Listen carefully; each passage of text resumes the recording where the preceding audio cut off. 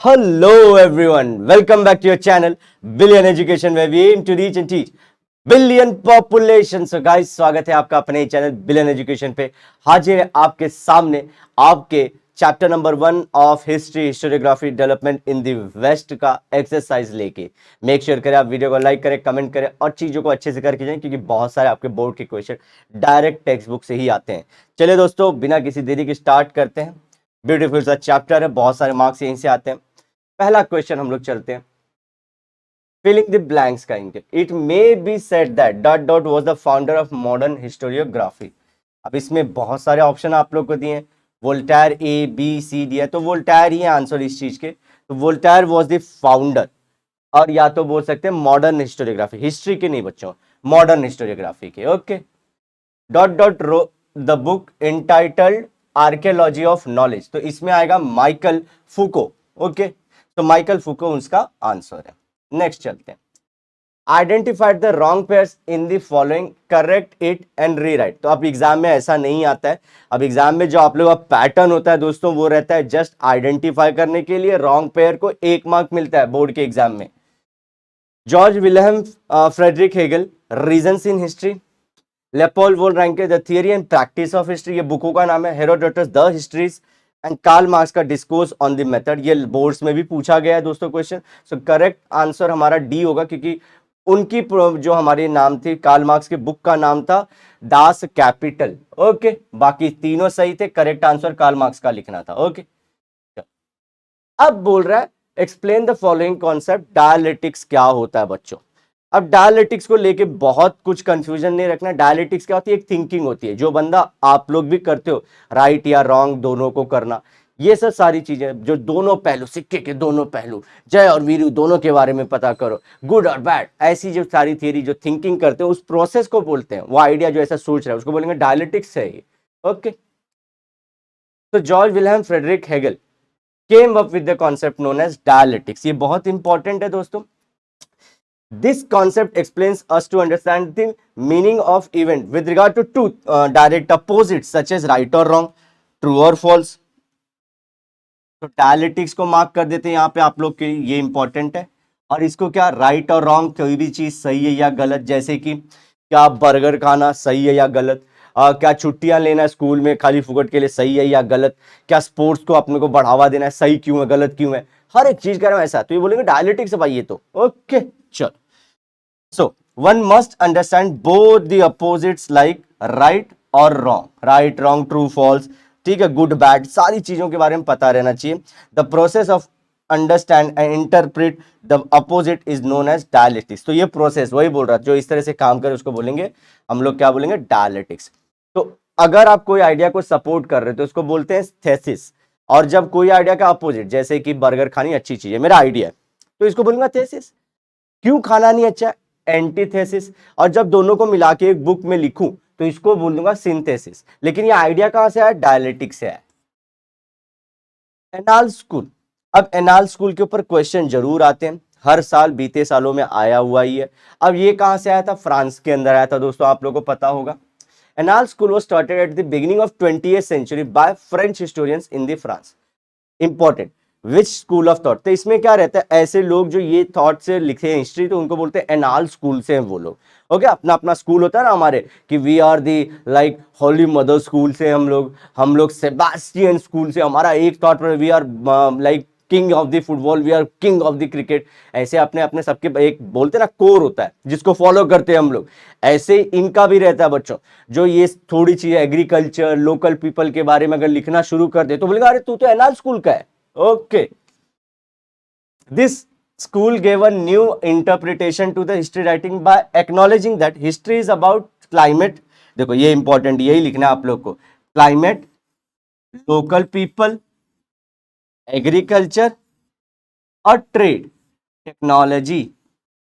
Okay, तो इसको आप लोग कैसे भी याद कर सकते, क्लैट करके याद रखना एग्जाम के लिए, climate, local people, agriculture, trade, technology. तो CLAT word is all about the Annales school बच्चों।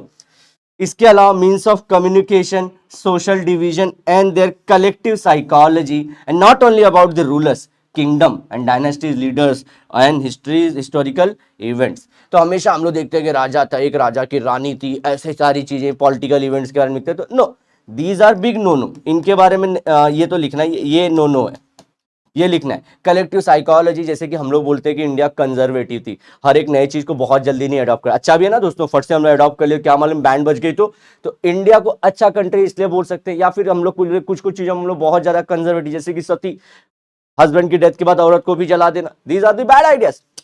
तो ऐसे हमारी कलेक्टिव साइकोलॉजी सोसाइटी की कैसी थी, क्लाइमेट थी, क्लैट प्लस इसके साथ साथ डाल देना कम्युनिकेशन, सोशल डिवीजन कैसा था, और कलेक्टिव साइकोलॉजी। तो क्लैट्स में सी सी डाल देना और क्लैट्स हो गया, और सारी चीजें होगी क्लैट्स। ये हो गया आप लोग का एनाल स्कूल के बारे में। तो देखो ये इमेज आप लोग को याद दिलाएगा कि इसमें बहुत सारी चीजें छुपी हैं। Local people, means of communication, इस पे बैठ के अपने बोलते ना, वो क्या थी जो इसमें पिक्चर में थी, धन्नो, अपने धन्नो जा रही हैं तो धन्नो से याद रखना, बहुत सारी चीजों के बारे में लिखना है। तो यही है, राजा के बारे में नहीं, लोकल पीपल के बारे में। Okay, explain the following and its reason. Historical research was driven to focus in depth on various aspects of women's life. औरतों की जिंदगी, इट्स नॉट लाइक जो यूट्यूब पे दिखता है, हाँ वुमन, वो वाला नहीं। लेकिन हिस्ट्री में अगर हिस्ट्री के हर एक चीज को वुमेन, तो ये सिमोन दे बोआ का आप लोग को ये दिया गया इमेज। तो देखो, there is a type of historiography known as feminist historiography. Feminist historiography है ये। जब हिस्टोरियोग्राफी क्या होता है दोस्तों, बुक को लिखना। In this historical research is based on the view point of woman, औरतों के हिसाब से सारी चीजें कैसे थी। ओके, जैसे कि जब भी राजा रानी थे तो औरतों का क्या रूल था सोसाइटी में, जो वुमेन थी वो क्या करती, was women educated, was women empowered, was women allowed to do the jobs, was women involve in trade. कोई ऐसी रूलर किंग थी जो खुद क्वीन थी, मतलब जो रूल करती थी लेकिन लेडी थी। ये सब तरीके से हिस्ट्री को लिखना शुरू करें तो इसको बोलते हैं हम लोग फेमिनिस्ट हिस्टोरियोग्राफी। और सिमोन दे बुआ was the founder. is written with extensive research on various situations of the women life such as employment, मतलब जॉब में थी, फैमिली कंडीशन कैसी थी जब उनकी, मतलब उनके लिए फैमिली में क्या सिचुएशंस थी, एजुकेशन, देखो यही बोल रहा हूँ, इंस्टीट्यूशंस वर्किंग फॉर और with them, women's role in various fields. तो कोई ऐसी इंस्टीट्यूशन थी जो औरतों को अगर दबाया जा रहा था तो उठा रहे थे, जैसे राजा राम मोहन रॉय। राजा राम मोहन रॉय क्या बोलते थे कि जो विडो री मैरिज होना चाहिए, वुमेन का एजुकेशन होना चाहिए, और सती जैसे चीज़ों को बोलते थे अबॉलिश कराओ। So he was like much ahead of the time, बहुत पहले आए थे। तो he was the first modern man of the India. तो वो इंस्टीट्यूशन जो औरतों के लिए काम कर रहे थे। ओके, तो इसमें देखो सिमोन द ब्यो, इनकी स्पेलिंग लिखने में मिस्टेक करते हैं, यहीं पे मार्क्स जाते हैं। तो सिमोन ई लिखना, द बोअर, बोअर को ऐसे पढ़ना होता है बोअर। ओके, BEAU, तो बोअर वाज द बेसिक जो उन्होंने स्टार्ट किया था। अब ये आप लोग को देखिए, ये बताइए कौन सा आने वाला है, माइकल फुको है। Foucault, Foucault called his method the archaeology of knowledge. उन्होंने अपने मेथड को बोला आर्कियोलॉजी ऑफ नॉलेज, मतलब नॉलेज दबा पड़ा है, ऐसा उन्होंने बोला। आप लोग के बुकों में बहुत सिंसियर सा इनका फोटो डाला है, तो मैंने जानबूझ के डाला था कि आपके दिमाग में इम्प्रिंट आए बच्चों। Michael Foucault called his method the archaeology because he recognized the fact that history is based upon the chronological events. ध्यान से सुनना, मैं सारी चीजें बता दूंगा। The chronological events is not correct way to form the history. It is about changes or the transformation या transitions which takes place in the past with archaeology, which archaeology explains. देखो, हम लोग बोलते हैं पहले इंडिया में Aryans थे, उसके बाद जो आए थे हमारे चंद्रगुप्त मौर्य, देन किंग अशोक, अशोक के बाद हमारे बोल सकते हैं कि बहुत सारे हमारे जो फेमस आए थे गुप्ता रूलर्स, देन हर्षा, जो किंग हर्षा थे, देन हमारे इंडिया में बोल सकते हैं दिल्ली सल्तनत आई, Mughal rule, then Mughal rule, इसके बाद मतलब ये इस्लामिक रूल था, फिर ब्रिटिशर्स आए, फिर उसके बाद हमारा इंडिया इंडिपेंडेंट हुआ, फिर हमारे इधर प्राइम मिनिस्टर्स आए, और आज हमारे जब 2023 में वीडियो बना तो पीएम मोदी जी। तो बोलते हैं इस तरह से हिस्ट्री नहीं पढ़ना चाहिए कि ये बोलते हैं यहाँ से यहाँ क्यों हुआ, वाई दिस ट्रांजिशंस, बताओ ये क्यों आए और क्या चेंजेस थे, ये पता करने हिस्ट्री मजेदार होता है। ये रूलर थे, इसके बाद ये हुआ, ये वॉर हुआ, क्रोनोलॉजी मतलब टाइम फ्रेम, ऐसे क्रोनोलॉजी नहीं याद करना होता है। क्यों हुआ, वो लोग ये क्यों चेंजेस लाए, वो पता करना है। क्या बात है। ही कंसिडर्स, और ये सब पता कैसे चलता है, दबी हुई चीजों। Archaeology as a primary truth explains the various transition that took place in the past. तो बोलते हैं ऐसी सारी चीजें ना दबी होती है, या तो बुकों में या तो जमीन के अंदर। अदरवाइज हम लोग को, मैं बड़ा फेमस स्टोरी बोलता हूँ कि मालूम है आपको, अगर हम लोग ब्रिटिशर्स के अंदर थे आज से 100-200 साल पहले, हमको लगता था आर्यन से हमारी हिस्ट्री शुरू हुई है। लेकिन बाद में मालूम पड़ा कि अरे भैया, जमीन के नीचे हमारी इंडस वैली सिविलाइजेशन छुपी थी। सोचो, जिस जमीन पे चल रहे थे उसके नीचे सिटी थी। बाद में मालूम पड़ा नहीं यार, हमारे लोग तो जैसे वो करली हेयर्स वाले थे, टमी रहती थी, ब्लैक कलर के थे थोड़े से, तो this is no like to बोलते हैं ना कि ब्लैक एंड व्हाइट का, तो वैसे उनका कलर पाया गया था।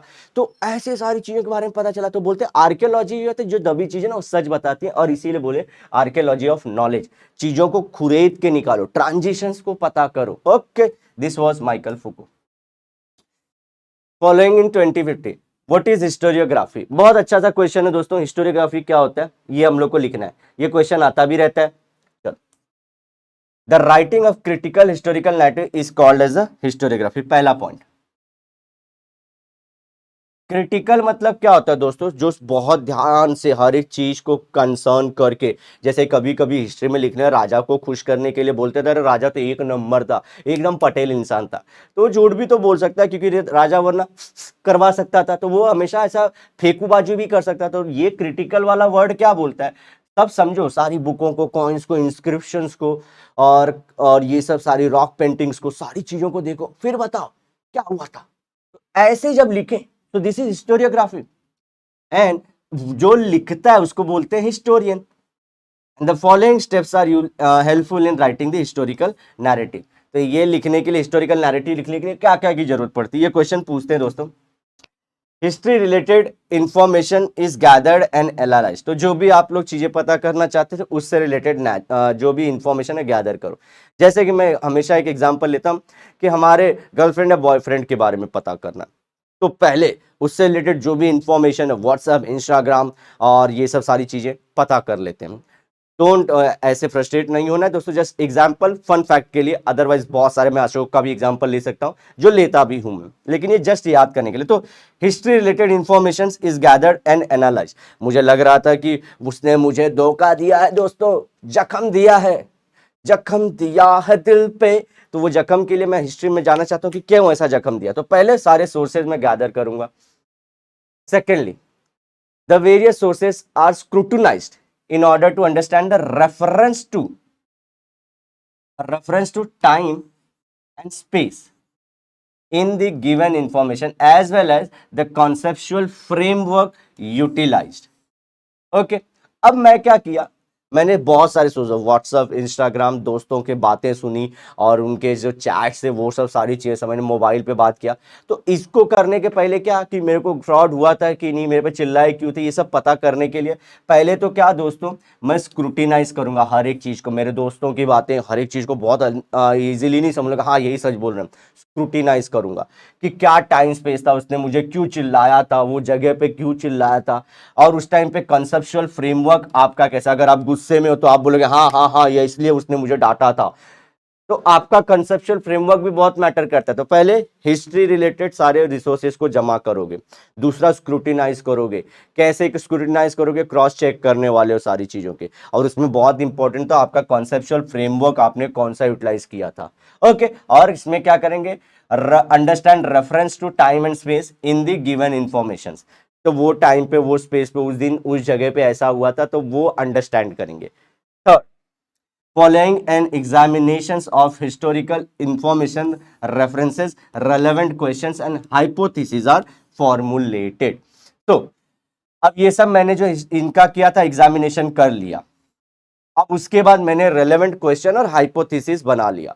रेलेवेंट क्वेश्चन क्या, क्या सच में वो मुझे धोखा देना चाहते थे, क्या वो सच में मुझे छोड़ना चाहते थे, ये क्वेश्चन। और हाइपोथेसिस बनाया कि नहीं, वो तो मेरे दिमाग और मेरे दोस्तों की एक दिमाग के ऐसे शैतानी खुलापाती बातें थी, अदरवाइज ही और she was loyal to me. तो पहला हिस्टोरिकल सोर्सेज जमा करेंगे, दूसरा स्क्रूटिनाइज करेंगे, और बहुत सारे रेफरेंसेस को अंडरस्टैंड करेंगे टाइम और स्पेस में कि उस दिन ऐसा ऐसा क्यों बोला था। और उसमें ज्यादा मैटर करता है कि आप शांत दिमाग से, कॉन्सेप्चुअल आपने जो फ्रेमवर्क यूटिलाइज किया है उसको क्या कॉन्सेप्ट से आपने गुस्से में थे, क्या हैप्पी थे तब सुन रहे बातों को, या इमोशनल थे कि मुझे छोड़ के तू जो जाएगा, तो ये वाला थर्ड चीज। इसके बाद मैं क्या करूंगा, ये रेफरेंसेस को अंडरस्टैंड कर लिया, हर एक चीज को हिस्टोरिकल इन्फॉर्मेशन को रेफरेंसेस को एनालाइज कर लिया, रेलेवेंट क्वेश्चन और हाइपोथेसिस बना लूंगा। हाइपोथेसिस मतलब अब मैं बोल सकता हूं कि मेरे साथ हुआ था या नहीं। And in short historiography is the writing of critical historical narrative using this method. तो वही हिस्टोरियोग्राफी क्या बोलता है कि ये वाले और ऊपर का एक पॉइंट लेके जब लिखा जाए तो हम लोग क्या बोल देते हैं इस चीज को, हिस्टोरियोग्राफी। कौन है ये, कौन है ये, कौन है जो छोटी सी दाढ़ी में, बताओ नाम बताओ। चल, इनका नाम है रेने दस्काते। तो what did he instead upon, देखो तो इनका बहुत सिंपल सा चीजें मैं बताता हूं। पहला तो देखो ध्यान से, check authenticity of the historical documents that have been collected from various sources। तो देखो हम लोग को अशोक से, किंग अशोक से रिलेटेड बातें पता करना है, तो पहले तो जो इंफॉर्मेशन हिस्टोरिकल डॉक्यूमेंट्स उनको पहले तो क्रॉस चेक करो ऑथेंटिसिटी की, क्या अशोक के जमाने की ही है ऑथेंटिसिटी। तो ध्यान रखना ए से ऑथेंटिसिटी पहले इनकी चेक करना, क्योंकि बहुत सारे लोग बोलते हैं कि ये बुक जो थी उनके टाइम पे लिखी गई थी, उनके पीएम ने लिखा था, तो पहले ऑथेंटिसिटी चेक करो। सेकंड, बिफोर राइटिंग और collecting any historical record through various sources it is important to clear the doubts. अब जो आप ये सब पता कर लियो, सारी चीजों को पढ़ लियो, लेकिन लिखने और समझने से पहले क्या होना है, आपका अगर दिमाग में कोई भी डाउट है ना, क्लियर ऑल द डाउट्स। तो बोलते हैं all the ground of doubt should be clear, जो भी आपके मन में डाउट हो क्लियर होना चाहिए, तभी लिखना शुरू करना। तो पहला क्या, ऑथेंटिसिटी चेक करो डॉक्यूमेंट्स की जो भी आप लोग कर रहे हो। और इवन बिफोर कलेक्टिंग, आप जब डॉक्यूमेंट्स कलेक्ट कर रहे हो या लिखने का सोच रहे हो, तो अगर आपके दिमाग में तभी डाउट है कि यार डॉक्यूमेंट ना गलत लग रहा है, यार ये इंफॉर्मेशन गलत लग रही है, तो उसको क्लियर करो तभी लिखो, और तभी या तो और डॉक्यूमेंट कलेक्ट करना है कि नहीं ये डिसाइड करो। And last, he explained it in the book Discourse on the Method, which includes the rules that are more helpful in creating the scientific method of research। Scientific method क्या होता है, question पूछो, logical answer दो, और human का role क्या था, these are the scientific method. Sciences क्या होते हैं, क्वेश्चन होता है ना, ऑब्जर्वेशन है, तो क्वेश्चन बरोबर पूछने चाहिए, हमेशा हर चीज को क्वेश्चन करो। तो ये सब किसमें रूल बताया था उन्होंने, the rule was mentioned in his book discourse on method. तो पहला पॉइंट हमारा था कि आपको ऑथेंटिसिटी करनी है, ऑल द डॉक्यूमेंट के बहुत सारे सोर्सेस को पहले तो क्या करना, आप लोग को ऑथेंटिसिटी उसकी देखनी है। दूसरा, अगर आप राइट कर रहे हो या तो आप कलेक्ट करने जा रही है, या इन्फॉर्म कोई भी हिस्टोरिकल रिसोर्स कलेक्ट करने जा रहे हो, पहले अगर दिमाग में कोई डाउट हो क्लियर कर लो। एंड थर्ड, ये सब उन्होंने अपने कौन से बुक में, डिस्कोर्स ऑन द मेथड में बोला था कि ऐसा कुछ भी रहे तो क्या रूल फॉलो करना है जिसकी वजह से आप लोग साइंटिफिक मेथड से रिसर्च कर सकते हो। What is scientific method of research, क्योंकि हिस्ट्री में हम लोग को लगता है साइंस में सर ये पेन गिरा, gravity F equal to GMM/R², तो हम लोग ऐसे हिस्ट्री में नहीं कर सकते, पानीपत की लड़ाई कैसे अभी अभी हो नहीं सकती पास्ट में। तो उसने क्या बोला है, साइंटिफिक मेथड क्या लॉजिकल लगता है, क्वेश्चन पूछो, आंसर मिला, आगे बढ़ो, हाइपोथेसिस बना, ये साइंस होता है। तो बोलते हैं ऐसा ही मेथड लगाओ बेसिक सा। अब देखो, why Voltaire is said to be the founder of modern history. तो याद रखना, एनाल स्कूल में मैंने बोला था क्लैक्स, 3 C था और एंड में एक S आएगा, ठीक है। Voltaire suggested that to write history all the aspects of human life should be taken into consideration and not just the chronology और objective truth। ऑब्जेक्टिव ट्रूथ देखो, ये नया वर्ड इनके में ऐड कर देना। इसके पहले तो आप लोग क्रोनोलॉजी मतलब कि आर्यंस के बाद मौर्यंस, फिर ऐसे ऐसे करके तो बोलते क्रोनोलॉजी, ऐसा नहीं है। ऑल एस्पेक्ट मतलब वो लोग क्या क्या करते थे सारी चीजों के बारे में जाए। देखिए एनाल स्कूल से थोड़ा थोड़ा मैच खाएगा, डरना नहीं है, मैच खाएगा थोड़ा सा। और दूसरी चीज उन्होंने क्या बोली थी हम लोग को, ऑब्जेक्टिव ट्रुथ को नहीं करना है। ऑब्जेक्टिव ट्रुथ मतलब अरे ये अशोक जो थे कन्वर्ट क्यों हुए बुद्धिज्म में, I only want to know कि ये बुद्धिज्म में क्यों कन्वर्ट हो गए। बोलते हैं इससे ज्यादा आप पता करो वहां के और लोगों के बारे में, हर एक एस्पेक्ट के बारे में पता करो कि लोग क्यों एक्सेप्ट कर लिए, राजा क्यों अशोक को मान लिए, ये सब भी देखो, ये अशोक बुद्धिज्म में क्यों करना, दिस इज ऑब्जेक्टिव ट्रुथ। इसके अलावा और भी सारी चीजें होंगी बुद्धिज्म से रिलेटेड कि बुद्धिज्म क्या और सारी चीजें प्रोवाइड कर रहा था कि उन्होंने हिंदुइज्म नहीं किया, तो ये पता करना अपने को।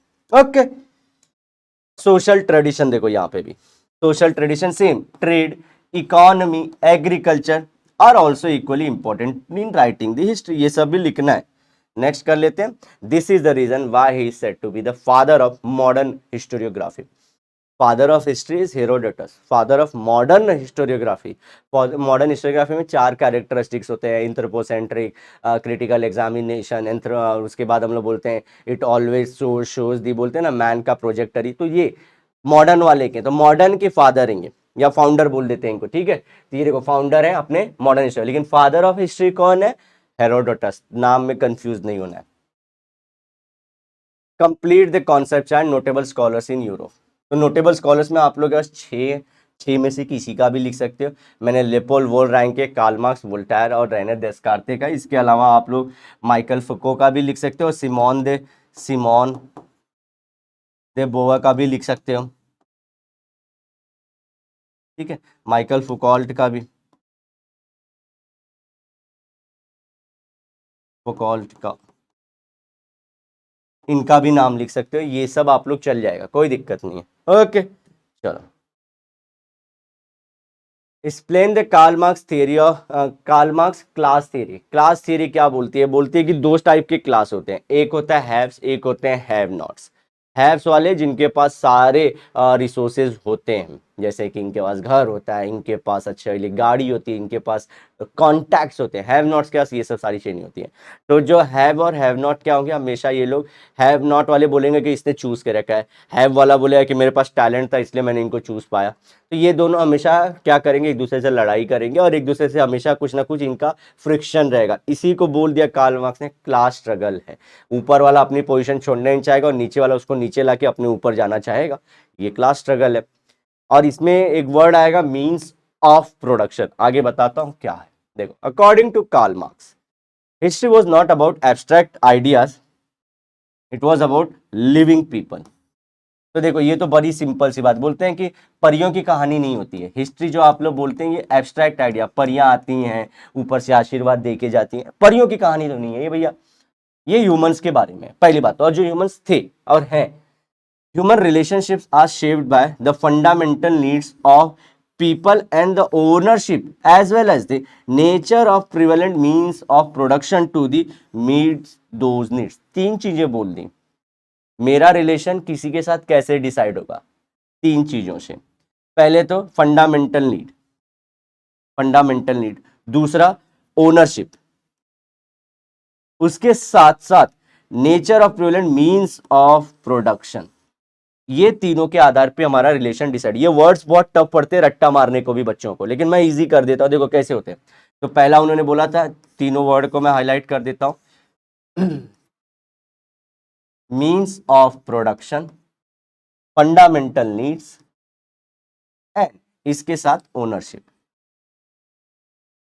नेचर, नेचर कैसा? ओनरशिप किसकी? दोनों। देखो, ओनरशिप एंड नेचर, ये दोनों किसके?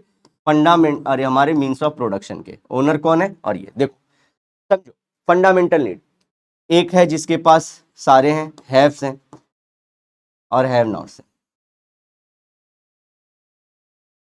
तो मैंने बताया कि भैया ये लोग के बीच में एक सिंपल सा कि इसके पास चीजें हैं, इसके पास नहीं है, तो लोग झगड़ा करेंगे। दूसरा बोल रहा हूं, owner and nature of means of या prevalent means of production. Means of production क्या होता है? आपको जो भी चीजें चाहिए उसके लिए क्या अवेलेबल है। जैसे कि आपको मैं सिंपल बात बता रहा हूं, ध्यान रखना। अगर समझो आपको गुची के कपड़े चाहिए और एक तो मैं बोल रहा हूं समझो हाउस चाहिए, दोनों लेता हूं। अब गुची के कपड़े चाहिए तो ये क्या है? Means of production. तो मींस ऑफ प्रोडक्शन, इसके लिए जो आपके पास पैसा है, हैव्स के पास है, हैव नॉट्स के पास नहीं है। दूसरी चीज, हाउस। अगेन, हाउस खरीदने के लिए मींस ऑफ प्रोडक्शन है ना, तो इसको खरीदने के लिए क्या चाहिए? पैसे। इसको खरीदने के लिए क्या चाहिए? पैसे, रुपीस, रुपीस। और ये रुपीस किससे बनते हैं? ध्यान से सुनना दोस्तों, ये कोई भी चीजें इसको हम लोग भटका के पढ़ सकते हैं। इसके लिए कंपनी होनी चाहिए, अच्छी जॉब, अच्छी सैलरी होनी चाहिए। मेरी सैलरी अगर 10 लाख हो जाए मैं भी खरीद सकता हूँ। मेरे पास अगर इंडस्ट्री आ जाए तो मैं घर खरीद सकता हूँ। सोचो, अच्छे से सोचो ये सब। तो ये क्या बोलना चाहते हैं?